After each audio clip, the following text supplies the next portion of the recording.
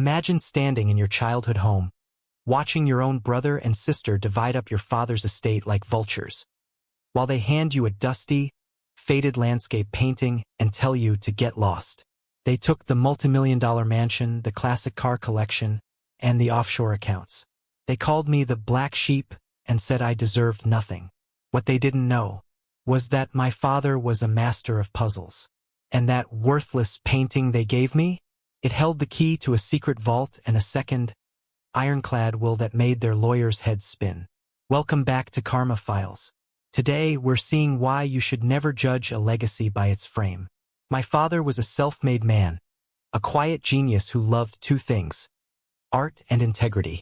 I was the only one who stayed by his side during his 3-year battle with cancer. My siblings, Sarah and Tom, were too busy spending their future inheritance in Aspen and St. Tropez. When the funeral was over, the masks came off. Before the body was even in the ground, they had hired a shark attorney to challenge the original will. They claimed Dad wasn't of sound mind. They managed to freeze the main estate. At the reading of the modified will, they smirked as I was left with a single item: an old, grimy oil painting of a lighthouse that had hung in Dad's study for 40 years. "It suits you," Sarah sneered. "A piece of junk for the family disappointment." I took the painting to my small apartment, heartbroken. Not because of the money, but because of the betrayal. As I was cleaning the dust off the heavy gilded frame, I noticed a small brass latch hidden under the velvet backing. My heart hammered in my chest. It wasn't just a painting. It was a shallow safe. Inside, wrapped in silk, was a handwritten letter from Dad dated just 1 week before he passed, along with a USB drive. The letter said, "To my only child who loved me for me, not for my wallet.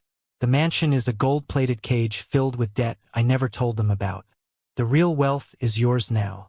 The USB contained high-definition video of Dad signing a new, private trust agreement in front of 3 independent witnesses and a notary. 2 weeks later, Sarah and Tom were hosting a victory party at the mansion, bragging to their friends about their new wealth. I walked in with my own legal team. "Get out!" Tom shouted. "You don't belong here." "Actually," my lawyer said, stepping forward, "you do." We presented the documents. It turned out the mansion was leveraged to the hilt with loans that Tom and Sarah were now personally liable for because they had fought so hard to be the sole executors. However, the private trust Dad left me held the actual cash, the land rights, and the profitable business. By the end of the month, the bank foreclosed on the mansion. Sarah and Tom lost their cars, their memberships, and their dignity. They begged me for a handout. I handed them the old lighthouse painting back and told them, "It suits you. A piece of junk for the people who valued money over blood." My siblings thought they could outsmart a dying man. They forgot that a father knows his children better than they know themselves.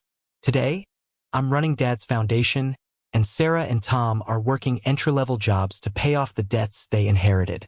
The lesson? Greed is a blindfold. If you only look at the price tag, you'll miss the true value of a person's heart. Have you ever dealt with a greedy relative after a passing? How did you handle the drama? Let me know in the comments. Subscribe to Karma Files for more stories where the good guy finally wins.